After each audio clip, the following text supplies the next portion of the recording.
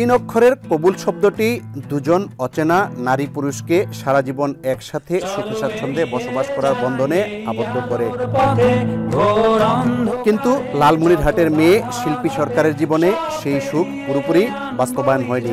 আমার হাজবেন্ড চাকরি করতো, উনি একজন অফিসার ছিলেন আর কি। সেখান থেকে আর কি আমাদের আর কি পারিবারিক একটু সমস্যা হয়েছে, সেই কারণে সে চলে যায়। যার কারণে আর কি আমাকে ফুটপাতে আসতে হয়। এখানে আমার ফ্ল্যাট আছে, নিজস্ব একটা ফ্ল্যাট আছে, সেই ফ্ল্যাটে আমি থাকি। একসাথে না থাকলেও অন্যের উপর ভরসা করে থাকেননি, সংসারের হাল ধরেছেন নিজেই। রাজধানীর পান্থপথ মোড়ে ফুটপাতে শুরু করেছেন চায়ের দোকান। কিছু দরকার নেই, শুধু সাহসটাই দরকার। ফ্যামিলি যে সাপোর্ট করতে হবে এমন কোনো কথা না, আর সবাই যে ফ্যামিলির সাপোর্ট পাবে এটা সম্ভব না, কিন্তু তাকে উদ্যোগ নিতে হবে, বলে আমি এটা করব। হাল ছেড়ে না দেয়া সাহসী নারী শিল্পী সরকার তার চায়ের নাম দিয়েছেন বিপ্লবীদের চা। আমি দোকান করে হলো সকাল 7টার থেকে রাত 11টা পর্যন্ত। চায়ের দোকান হলেও এখানে পাওয়া যায় সব ধরনের ড্রিঙ্কস, রুটি, কেক সহ বিভিন্ন সামগ্রী। আমার এখানে হলো দুধ চা, মালাই চা, তেঁতুল চা, মাল্টা চা, টি ব্যাগ, তারপর আপনার হলো আদা চা, লাল চা, কফি, এভরিথিং ঠান্ডা পাওয়া যায়। ক্ষুধা মেটানোর জন্য আপনার কলা আছে, রুটি আছে, বিস্কিট আছে, পাউরুটি আছে, কেক আছে। ফুটপাতের গাছতলায় দোকান হলেও সর্বদা পরিষ্কার পরিচ্ছন্ন রাখেন দোকানের সবকিছু। আমি এখানে ব্যবস্থা রেখেছি ডাস্টবিনের, পরিবেশ ভালো রাখার জন্য, সুস্থ রাখার জন্য এই সবাইকে আর কি ডাস্টবিন ব্যবহার করার চেষ্টা করি। 3 ছেলে মেয়ে নিয়ে সংসার চালাতে ফুটপাতে ব্যবসা করলেও রিক্সা চালক সহ নিম্ন আয়ের মানুষের জন্য 5 টাকায়ও চা বিক্রি করেন শিল্পী সরকার। আমি দুধ চাটা হলো কম দামে সেল করি। অনেকে দুধ চা 15 টাকা, 20 টাকা, সেটা আমার এখানে 10 টাকায় পাওয়া যায়। মাল্টা চাও এরকম। রিক্সা হওয়ার জন্য স্যাক্রিফাইস বলতে হলো ওদের 5 টাকায় চা পায়। শিল্পীর দোকানে দাম কম নেয়া ও ব্যবহারে সন্তুষ্ট ক্রেতারা।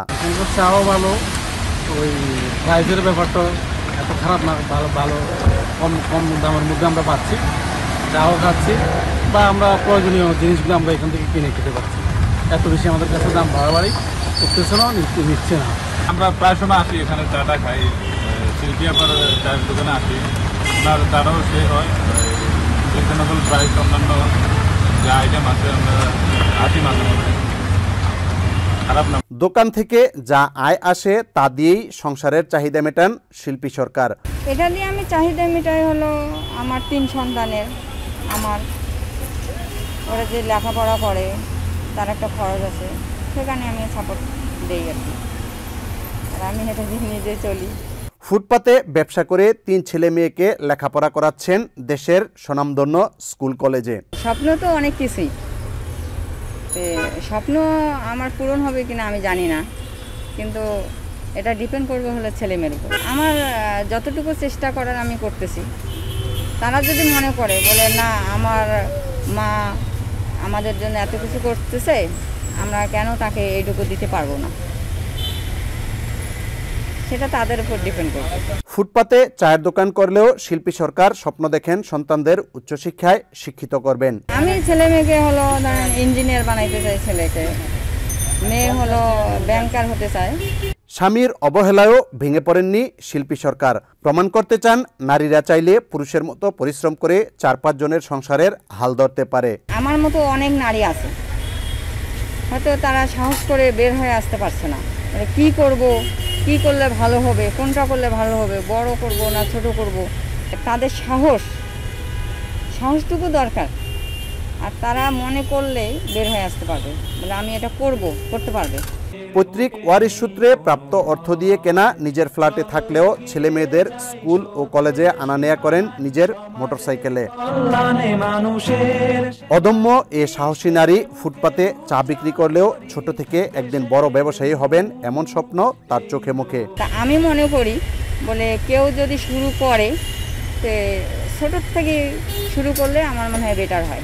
আমি যদি মার খাই আজকে, ছোট ব্যবসা করে যদি মার খাই, এটা কিন্তু আমার কোনো গায়ে বাজবে না। আর যদি আমি বড় কিছু করতে যাই, তখন যদি আমি ওখানে একটা মার খাই, তো সেটা কিন্তু সামলাইতে পারবো না। আমার মনে হয় এটাই বেটার। ইউসুফ আলী, জেটিভি বাংলা 24, ঢাকা।